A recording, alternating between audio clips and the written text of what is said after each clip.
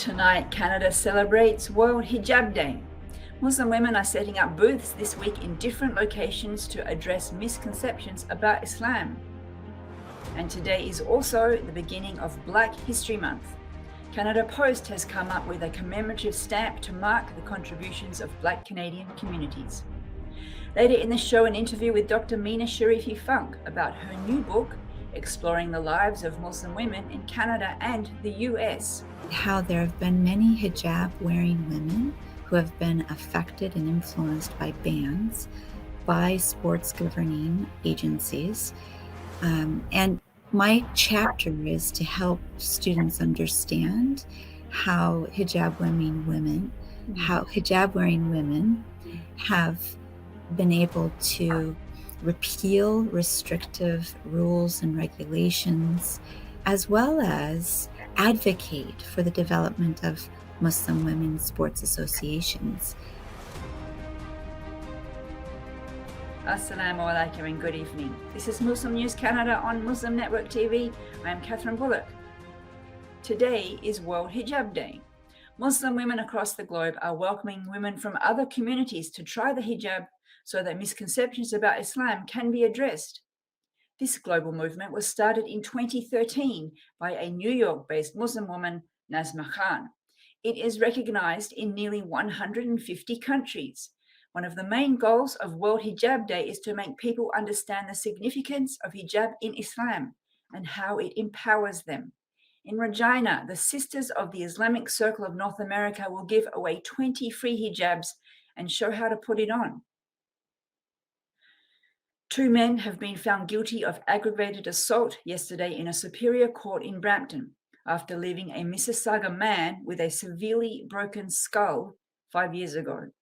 In July 2018, Mohammed Abu Marzouk, an Arab father of 2, was beaten by 2 brothers who yelled racial insults.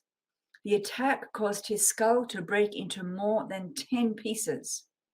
The brothers were also convicted of assault on one of the victim's friends who had tried to intervene. They were found not guilty of attempted murder.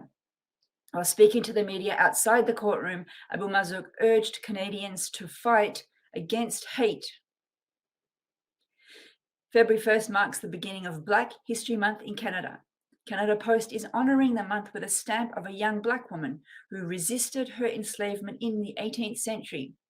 Chloe Cooley was kidnapped in March 1793 by her white enslaver and sailed to the US. Cooley resisted and screamed for help while being taken to the US. Her pleas were later described to Lieutenant Governor John Graves Simcoe. 5 months later, the Act to Limit Slavery in Upper Canada was passed. According to Canada Post, the legislation was the first step towards ending slavery in Upper Canada and providing a refuge for those fleeing enslavement. On the 2nd anniversary of the military coup in Myanmar, the EU and 22 countries, including Canada, are urging the regime to end violence and human rights violations. According to a joint statement, thousands of civilians, including children, have been jailed, tortured, and killed since the coup. A recent UN report states nearly 3,000 people lost their lives at the hands of the military and those working with them. The joint statement called on the military regime to implement fully ASEAN 5-point consensus. ASEAN, or the Association of Southeast Asian Nations, is a political and economic union of 10 member states in Southeast Asia, which promotes intergovernmental cooperation. A new book about Muslim women in contemporary North America has just been published by Routledge. The author, Dr. Mina Sharifi Funk, is an associate professor of religion and culture at Wilfrid Laurier University in Ontario. She joins us now to talk about what she has learned in writing the book. Assalamu alaikum and welcome to the show. Walaikum assalam. Thank you, Kathy. Lovely to be with you.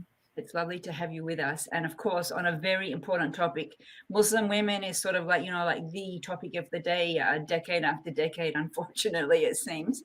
And you explore this in your book. Can you tell us what was the most surprising thing you learned as you were doing your research?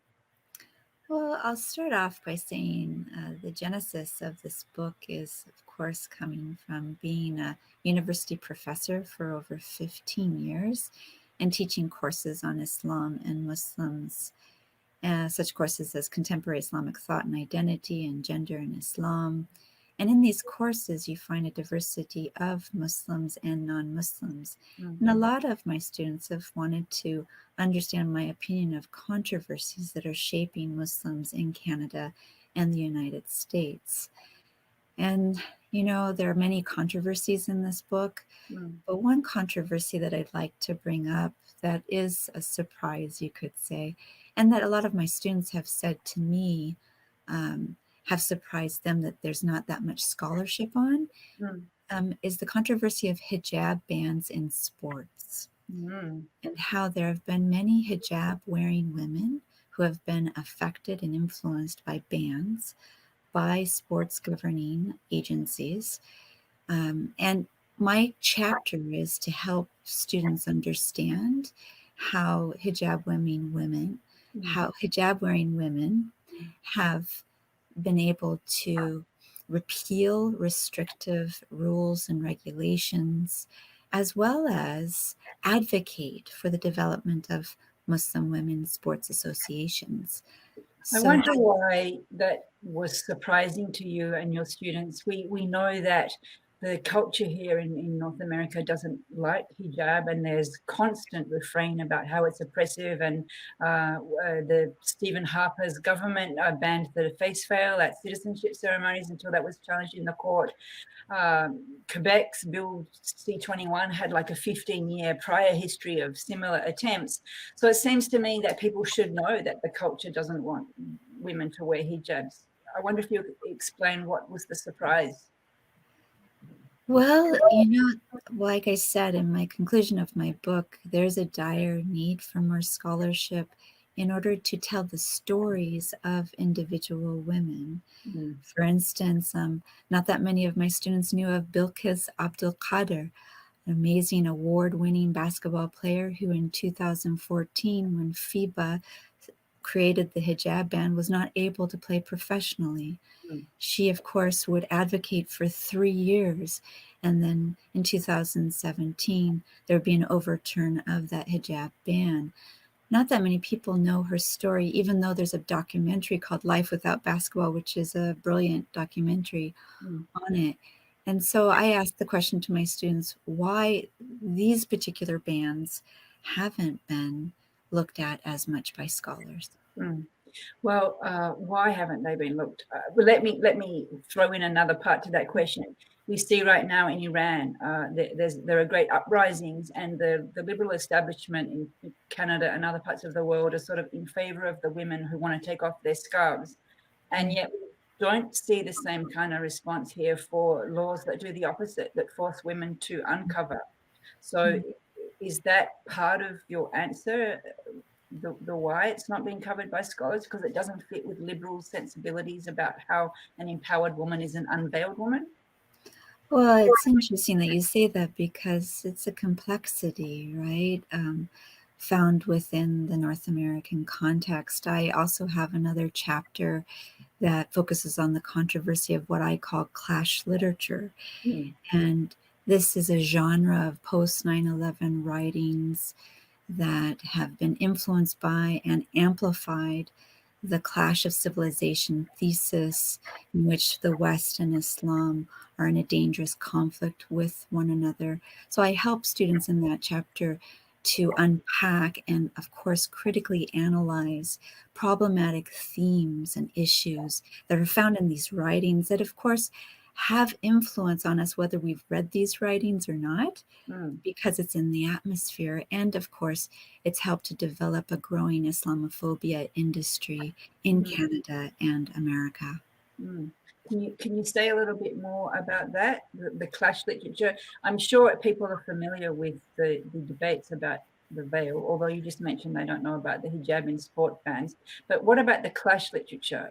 Who are these writings, and what does the clash mean? You said a little, but if you could just say a bit more. Yeah, I wish I could go into a variety of the problematic themes within these writings, but I'll give you one theme that my students and I talk about, is that how these authors, you could call them clash thinkers, are promoting a very stark worldview Mm, of course, Western liberalism in this kind of dangerous conflict with Islamic authoritarianism, mm, and how, of course, that projects and creates harmful stereotypes and also creates repressive consequences for Muslims in Canada and America. And in that, development of um, Islamophobia, of course, certain symbols within Islam uh, become attacked. They're attacked. And one symbol, of course, is the hijab. mm. So the students in the class, when they listen to you bring out these stories that they might not have thought about, or you're putting a new spin on something that they felt was obvious, a Muslim woman wants to wear hijab and play sport, but the federation in Canada is banning her. Like, did Mm. they express like really surprised, like, oh, I thought these women were oppressed. Why do they even want to wear it? Like, how does the students respond in the classroom? Well, you're bringing up the notion of contradictions within our imagination when it comes to difference. And I do think, as a professor, we're very privileged, Kathy, because it's moments like that in the classroom where you get individuals who have very stark and contradictory positions when it comes to particular subjects. Like, for instance, I'll have hijab wearing women and non hijab wearing women Mm, in the classroom. And those are the moments that are magical for me because we are living in an age of diversification, and we need to critically engage and celebrate, the differences that we find in the classroom and beyond. How do you manage those conversations so that each person feels they can speak their truth? Yeah. Well, that's probably why I wrote the book.